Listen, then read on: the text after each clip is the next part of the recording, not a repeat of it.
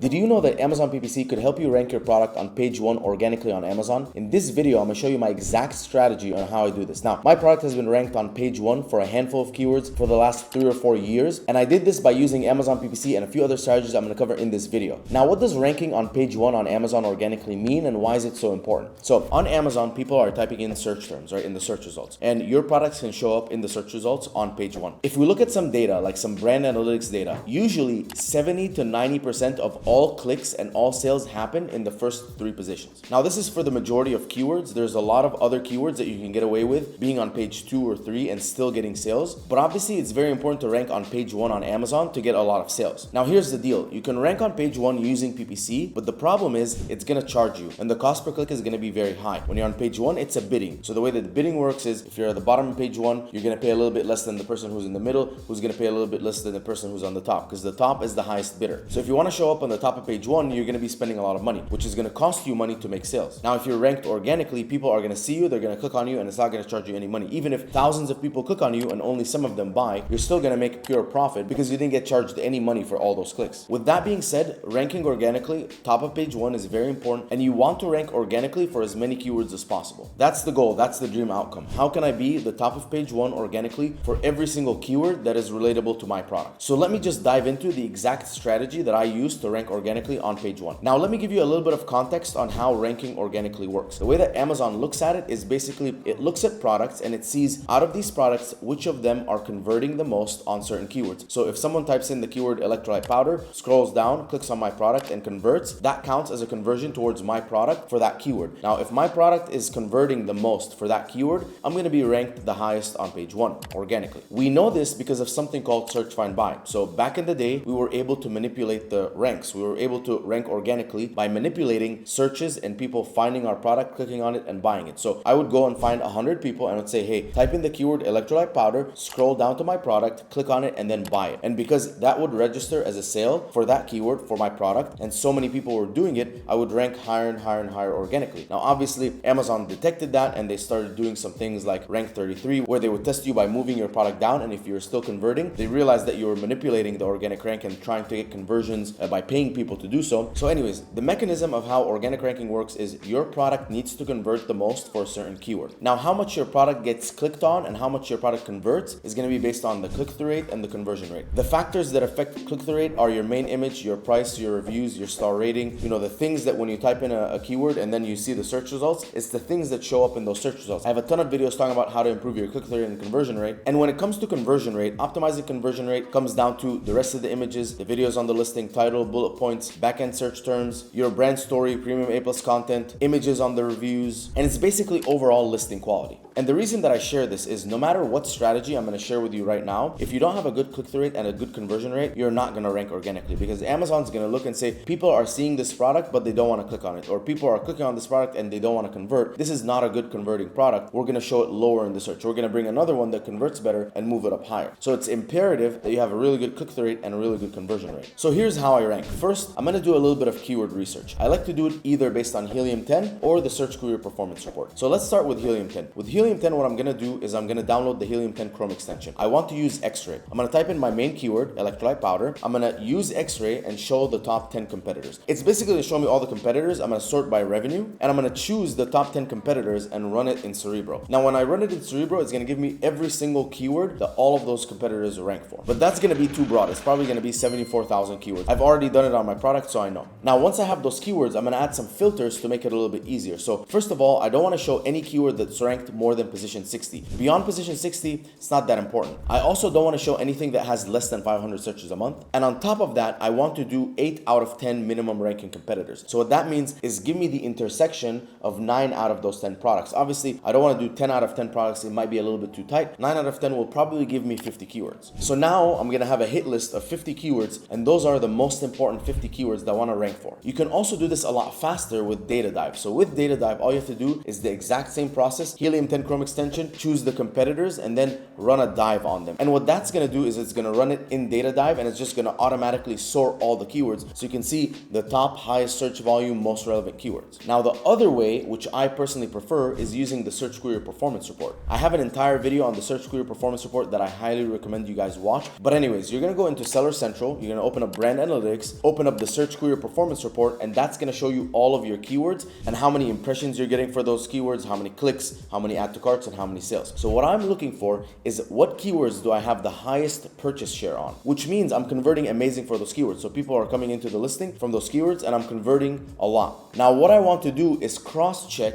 what my organic rank is with those keywords. So let's say I have a high purchase share and I have a low organic rank. That's an opportunity. I can move it up. But if my organic rank is already high, let's say top 5 or top 10, I might not have that much of an opportunity to rank that much higher. Or if I do, it's just going to add a little bit of incremental results. It's not going to make a big impact. It's not going to be pulling a large lever. Like if I had a keyword with a good purchase rate and a low organic rank. Also, one more thing I want to mention, it needs to have somewhat of a decent search volume, right? If it only has 500 searches a month, there's no point. But if it has 2,000, 3,000, 5,000, 10,000 searches a month, that makes sense because those keywords, when you rank higher, you're going to show up in front of a lot of people and you're going to convert for those people. All right, once we've done the keyword research, so we have our list from Helium 10, we have our list from Data Dive, we have our list from the Search Query Performance Report. First, we want to optimize the title and bullet points SEO. It's very important to have those keywords because I've noticed that by just moving a certain keyword in my title, I was able to rank significantly higher organically for that keyword. And I think it's because Amazon is a cataloging system. So Amazon's looking at these products saying, okay, what's the title? What's the bullet points? I'm going to match it,